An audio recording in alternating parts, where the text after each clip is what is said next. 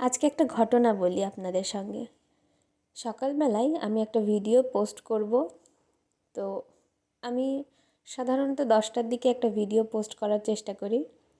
তো ঘড়িতে তখন 9:55 বাজে, সব কিছুই ঠিকঠাক।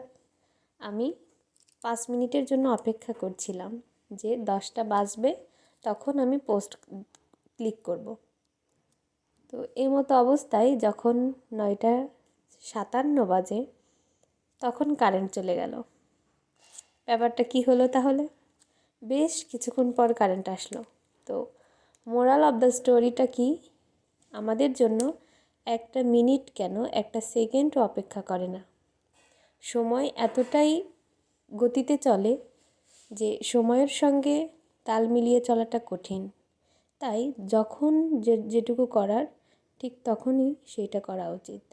একটা সেকেন্ডও অপেক্ষা করা উচিত না, কারণ সেই সেকেন্ডটা হয়তো আপনার জীবনে নাও আসতে পারে। তাই সঠিক সময়ে সঠিক কাজটি করে ফেলাই উচিত।